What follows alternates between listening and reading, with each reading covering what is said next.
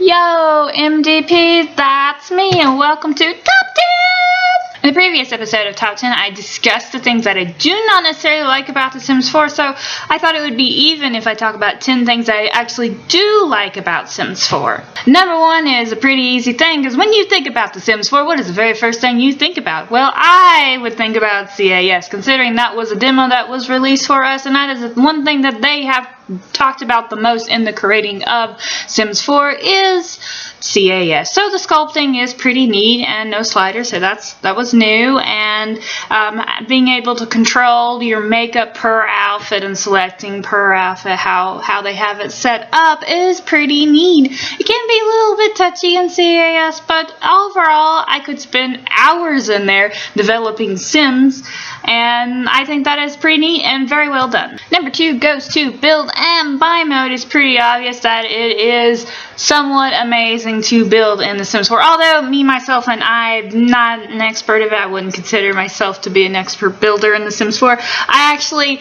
most of the time, just use whatever's available to me in The Sims 4 Hot Mess. But the idea of the foundations, how they were at the different heights of the walls, that is all really awesome things I wish I had in Sims 2. Because you know how it happens, you build an entire house and you're like, oh, that would look so good on a foundation.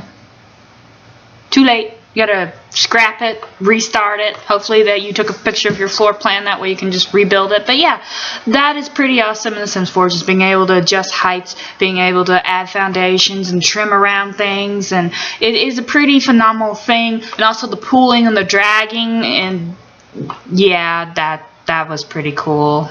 I'm wondering how they can top that in Sims 5. Number 4 goes to the gallery. I do think that it is a pretty awesome tool. I mean, within the game, you can directly upload your Sims and your houses for everybody, you know, to share and love and all that stuff. And I think that is pretty awesome, and it encourages sharing in the community, and I love that. So definitely a good addition to The Sims 4. Number 5 goes to multitasking. Although in the last Top 10 I did talk about how the multitasking, the moving around and everything in conversations is way too much and too buggy, but the actual multitasking of, say, someone's running on the treadmill and you want them to be talking to someone too, yeah, you can do that. They can do both things. So I think that is pretty cool, and although I do think it feels pretty buggy, I think it is a really cool addition to The Sims 4, and I really do enjoy that type of gameplay. Number 6 goes to my very favorite function in The Sims 4 when you are building and decorating, especially the decorating part, is that you can just click Alt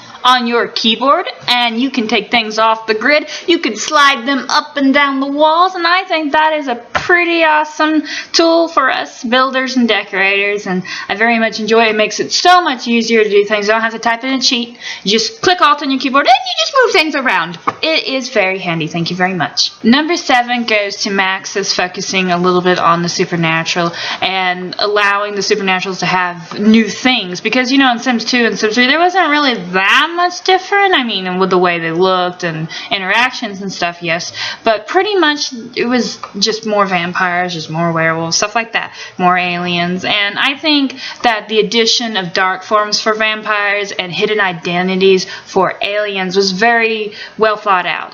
And although I do not like sometimes how the Sims react to discovering aliens, I do think the hidden identities is a pretty cool thing, and I can see how that can make some pretty fun gameplay.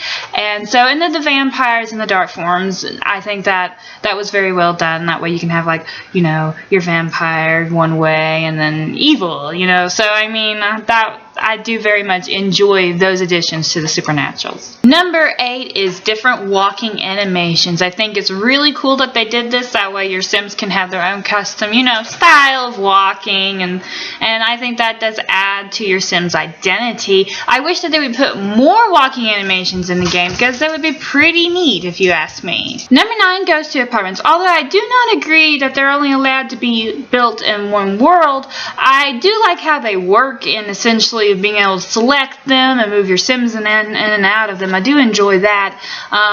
But beyond that, I would like some more, you know, abilities with apartments and being able to build them in other worlds. But you know, I do enjoy apartments, because I mean, most people live in apartments these days, right? So you know, why not have more types of apartments? You know, like also renting mobile homes would be a cool thing, and I think that would be an interesting addition to how apartments works. So yay that, you know, they work really well, nay to not being able to build them outside of one world. And finally, number 10 goes to the world building. The worlds themselves, they are very pretty, and I do enjoy the scenery and looking around, and I do appreciate that Max was like, you know what, Sims 3 was way too much, you know, the open world, people like open world, I get it, but it was just too much on computers to load 100 acres when you only need to see 5. So I do like the dummy buildings. I do like, you know, the made up scenery around, you know, your actual house. I do like that. I do think that it does help.